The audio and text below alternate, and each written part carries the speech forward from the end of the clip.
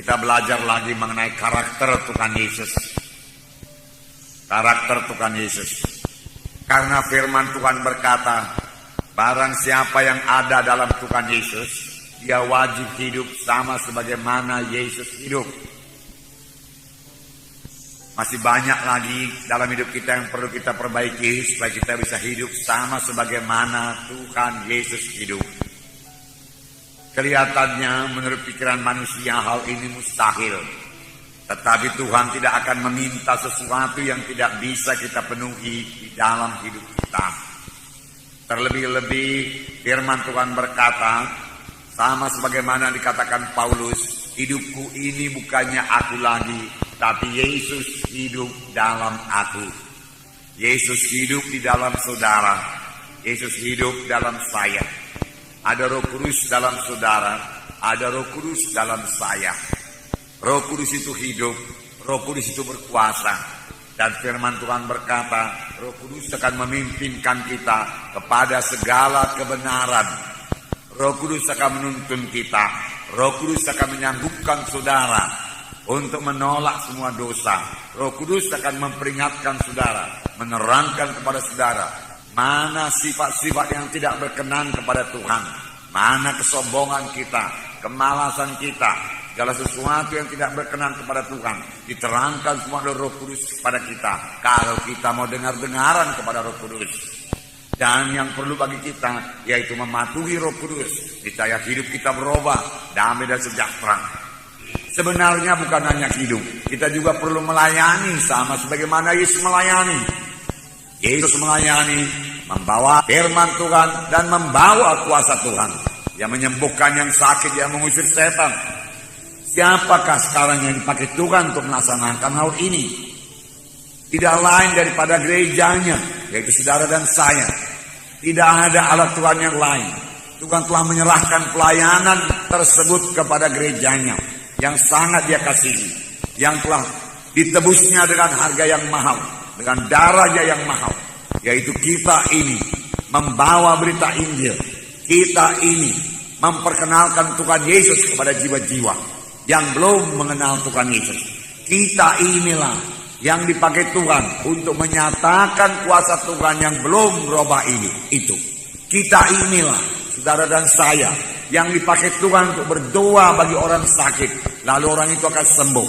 Kita inilah yang dipakai Tuhan untuk meletakkan tangan seorang sakit, lalu orang itu akan sembuh. Kita inilah yang dipakai Tuhan untuk mengusirkan setan di dalam nama Yesus, dan setan mesti pergi di dalam nama Yesus. Amin, saudara. Jadi kitalah yang dipakai Tuhan. Tidak ada alat Tuhan yang lain. Terlebih pada akhir zaman ini, di mana Tuhan mau menyelesaikan pekerjaannya. Itu berarti dia akan menyelamatkan banyak-banyak jiwa-jiwa. Injil Tuhan akan dikabarkan lebih gencar lagi, lebih hebat lagi. Sehingga banyak jiwa-jiwa diselamatkan. Gereja-gereja dibangunkan.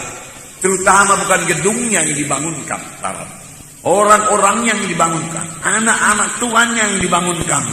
Bertambah teguh hatinya, bertambah teguh batinnya untuk mengikut Tuhan. Tidak mudah digoda setan, tidak mudah dibimbangkan oleh busuk itu, tetapi teguh mengikut Tuhan.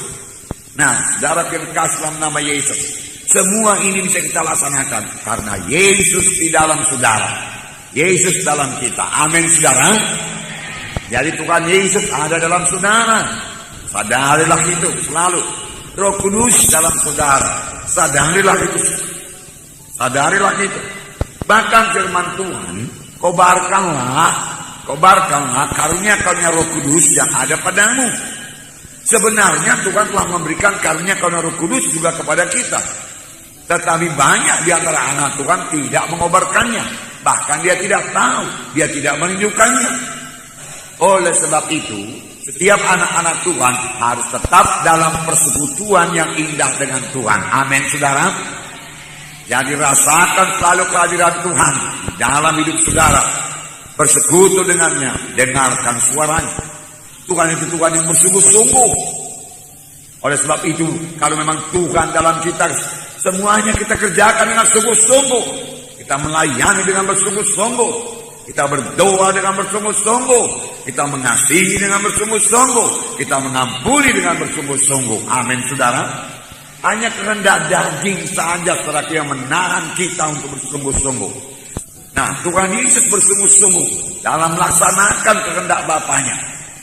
Tuhan Yesus berkata dalam Yohanes 4 ayat 34, saya membacakan kepada saudara bagaimana kesungguhan hati Tuhan Yesus. Yohanes 4 ayat 34. Saya membacakan. Yohanes 4 ayat 34. Sini dikatakan, kata Yesus kepada mereka, makananku ialah melakukan kehendak Dia yang mengutus aku dan menyelesaikan pekerjaannya. Sini dikatakan, makananku ialah melakukan kehendak Dia yang mengutus aku dan menyelesaikan pekerjaannya. Murid-murid membawa makanan kepada Tuhan Yesus. Tapi Tuhan Yesus perlu mengerjakan pekerjaan Tuhan. Dia kerjakan lebih dahulu pekerjaan Tuhan. Sehingga dia berkata, makananku yaitu mengerjakan pekerjaan Bapakku yang mengutus aku. Dia sangat sungguh-sungguh bekerja. Bahkan sampai jauh-jauh malam dia mendoakan orang yang sakit, dia menyembuhkan yang sakit. Sampai ibunya dan saudara-saudara yang berkata, dia sudah tidak waras lagi. Karena giatnya bekerja, karena sungguh-sungguh hatinya bekerja.